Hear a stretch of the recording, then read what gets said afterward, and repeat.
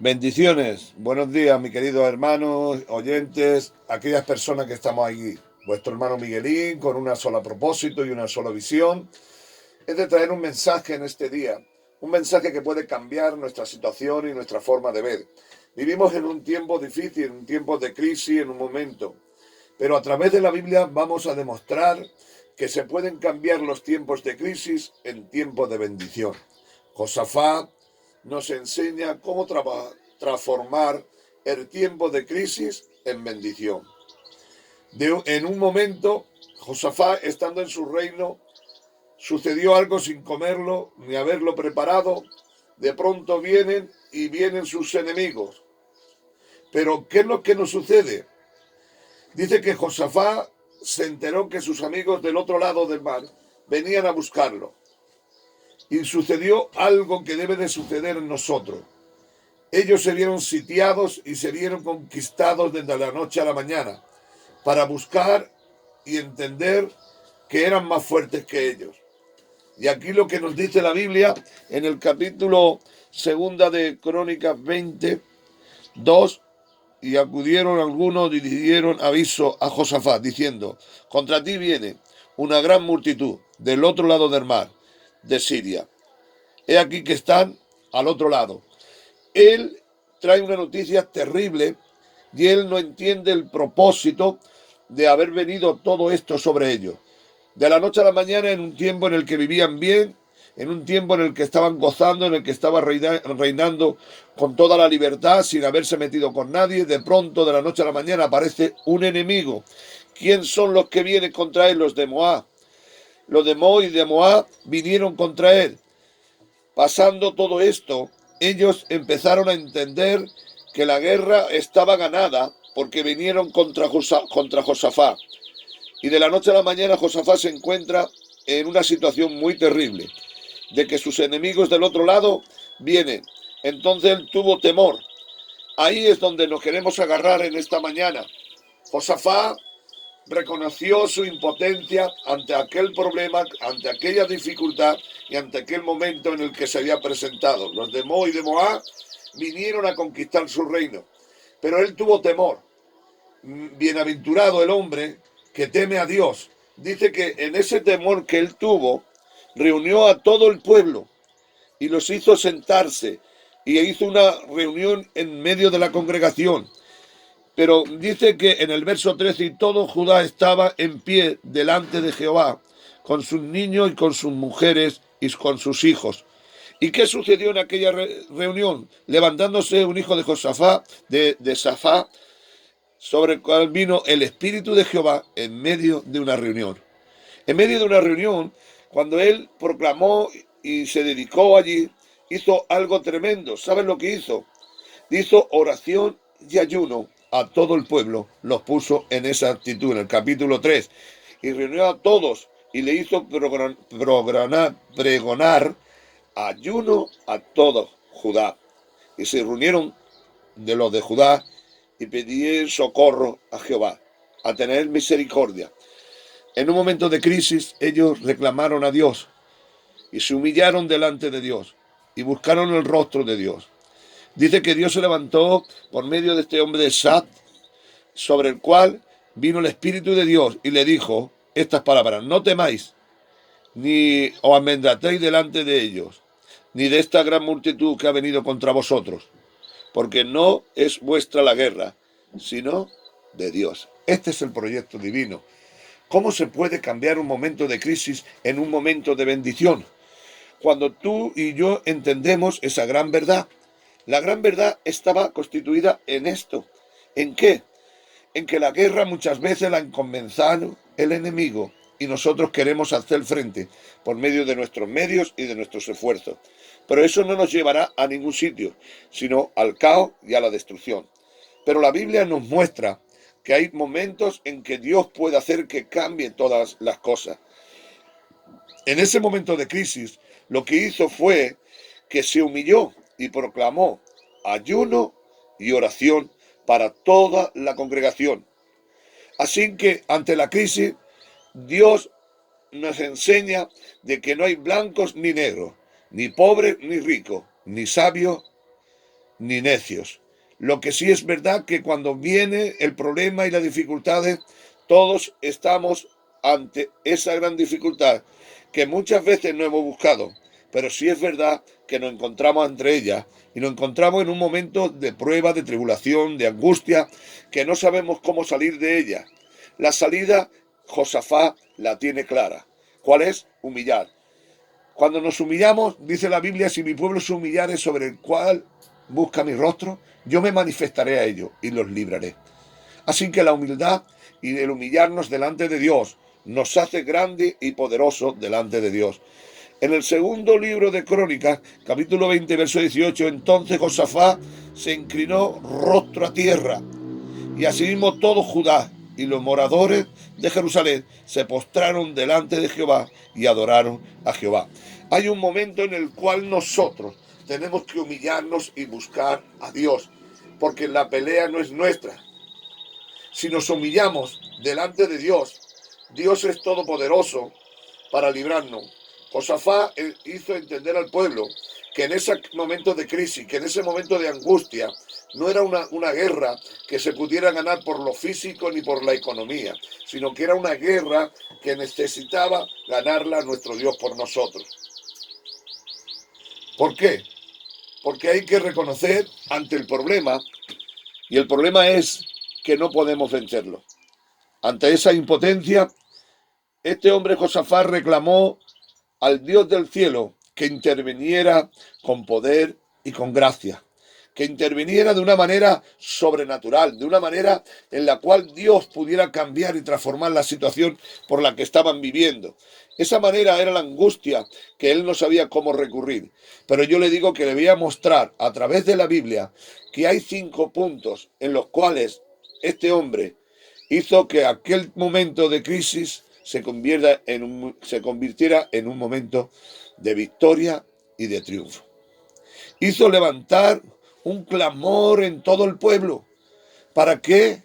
Para que se humillara delante del Señor. Así que el primer punto que vamos a encontrar para cambiar la situación de crisis en victoria es la humillación. Vamos a humillarnos delante de Dios. Vamos a decirle, Señor, nosotros no podemos. Señor, si tú no nos ayudas, no vamos a salir de la situación en que nos encontramos. Cuando tú eches toda tu ansiedad sobre el Señor tiene cuidado de ti. Pero Dios tiene que ver en nosotros ese deseo que vio en Josafat de humillarse y de humillarnos. Así que nuestra primera batalla la vamos a ganar de rodillas, orando, intercediendo, ayunando.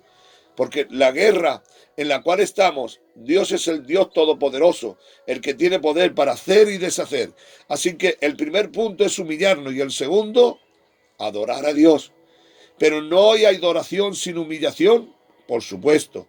Pero lo que Dios está esperando en estos tiempos de nosotros es que esa guerra que tenemos solamente puede ser ganada de rodillas, humillándonos delante del Señor, buscando al rostro de Dios para que Dios se glorifique con nosotros. Si nos levantamos en el nombre de Jesús y buscamos su rostro y nos humillamos delante de Dios, ese será el segundo paso más importante de nuestra vida. El primero es humillarnos y el segundo orar, porque todas las batallas a través de la Biblia se ganaron por medio de las rodillas. Dice que no solamente oró Josafat, sino que todo el pueblo delante de Dios, niños, mujeres y sus hijos, todos a una. Hay que empezar a humillarnos y hay que buscar a Dios todos. Así que nuestro primer y segundo punto está basado en humildad, en humillarnos delante de Dios, en oración. Crisis que se resistan. Solamente la oración puede hacer que caigan y sean derribadas y tengan victoria. Producir la conquista a través de la oración y la humillación delante de Dios. Pero ¿qué más necesitamos? El tercer paso para poder ganar y tener victoria en momentos de crisis es saber esperar en Dios la victoria. La paciencia y la perseverancia es el tercer paso en la vida del cristiano. Humillarse, orar y ser paciente y perseverar en los que creemos. Si queremos buscar la victoria de Dios, Dios tiene que ser el que produzca esa victoria. pero nosotros no podemos adelantarnos. Dice en el libro de Habacuc 2:3, ¿qué es lo que dice? Que él esperará en Jehová, aunque no hubiera vacas en el corral, aunque no hubiera trigo, aunque no hubiera aceite, aunque no hubiera vino. Él confiaba en Dios y tenía esa paciencia y esa perseverancia. Si nosotros esperamos, estaremos luchando con nuestra fuerza si no esperamos. Pero si esperamos en Dios, la fuerza viene de Dios y será Dios el que venza por medio de nosotros. Así que el tercer paso muy importante, la paciencia y saber esperar en Dios. No nos adelantemos a los planes de Dios. No luchemos nosotros por Dios. Dios no necesita nuestra ayuda.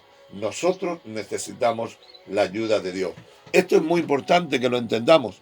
Nosotros somos los que estamos necesitados. Así que tenemos 3 puntos muy importantes. La humillación, humillarnos, la oración y la paciencia, la perseverancia, el saber esperar la victoria que vendrá de parte de Dios. Como Habacuc dijo, yo esperaré en Jehová. Él hará lo que tenga que hacer y al final nos sacará en victoria. Cuarto paso que Dios nos compromete es a comprometernos con Dios y con aquellas personas que estén a nuestro alrededor. Ese compromiso debe ser un compromiso serio que debe de estar esperando siempre la gracia y la misericordia de Dios. Compromiso serio, no solamente personas que realmente están comprometidas, sino personas que se deben de comprometer en tiempos de crisis, en apoyar, en trabajar en la iglesia. Un compromiso de oración, de ayuno y de consagración y de santificación para que Dios nos libere de ese momento difícil que estamos pasando. En los momentos de prueba necesitamos personas comprometidas, personas que puedan decir, hermano, puedes contar conmigo, aquí estoy, ponme en el lugar que tengo que estar, yo voy a estar haciendo mi trabajo y voy a estar haciendo mi labor, porque Dios me va a ayudar a salir de esta crisis. No hay forma de poder salir de esta crisis si no es con aquello que Dios ha puesto, con un compromiso serio en la iglesia y con nuestros hermanos.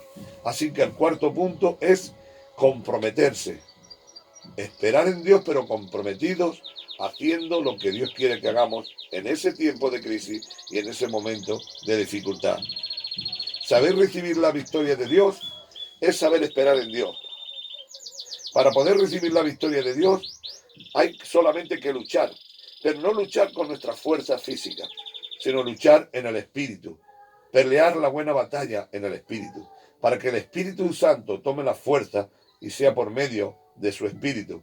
Dice, no es por fuerza, dice en Zacarías 4:10, sino por su Espíritu. No se trata de nuestra fuerza, se trata de la fuerza y la victoria de nuestro Dios. Dios quiere enseñarnos que el quinto punto es saber recibir la victoria de Dios, como queriendo decir saber esperar en Dios. Si no sabemos esperar en Dios, ¿qué es lo que pasará? Que nos adelantaremos a los planes y propósitos de Dios. Mire lo que dice en el 22. Cuando comenzó a entonar cantos de alabanza, Jehová puso contra los hijos de Amón y de Moab y del monte de Seir la emboscada de ellos mismos, y venían contra Judá y se mataron los unos a los otros. Dios puso a sus propios amigos en enemigos para que entre ellos se mataran y el pueblo de Israel se quedara libre. Como queriendo decir, aquellos que confiaron en Dios no tuvieron que pelear, pero tuvieron que saber esperar. ¿Y cómo esperaron? Dice que comenzaron a entonar alabanza, a cantar y a alabar el nombre del Señor. Hermano, en el momento de la prueba, en el momento de la angustia, cuando tú sabes esperar en Dios, la victoria viene a través de la alabanza y la adoración.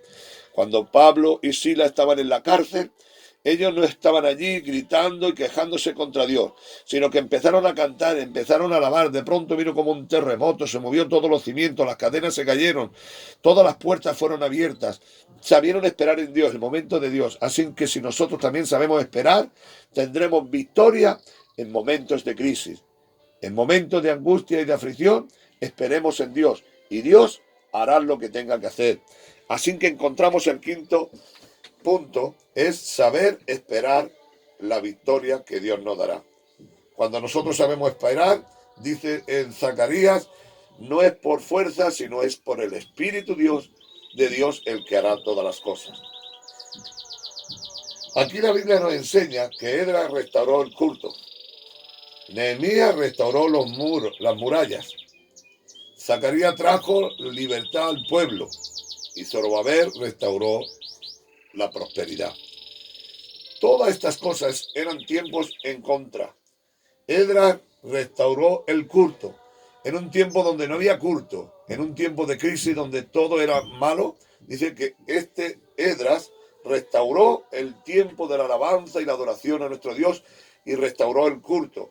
Pero a Nehemías le tocó restaurar las murallas. ¿Pero cuándo las restauró? En tiempos de crisis. ¿Por qué? Porque reunió por familias y empezaron a hacer la obra de Dios. Zacarías trajo libertad al pueblo. Aquel pueblo que estaba esclavizado, aquel pueblo que estaba oprimido, trajo libertad en momentos de crisis, trajo victoria. Y Zorobabel restauró la prosperidad. En tiempos de crisis, de mala economía, a través de la gloria y la bendición de Dios, trajo prosperidad al pueblo de Dios. Así que hoy, en este día, quisiera simplemente un consejo, daros a vosotros. Se puede cambiar la crisis por victoria. Se puede cambiar momentos de tribulación por momentos de victoria. Dios puede cambiar el luto por alabanza. Entendamos de parte de Dios, Josafat no dudó ni un momento en buscar el rostro de Dios porque pudo ver que no podía hacer frente al problema que tenía enfrente. Levantó con voz de guerra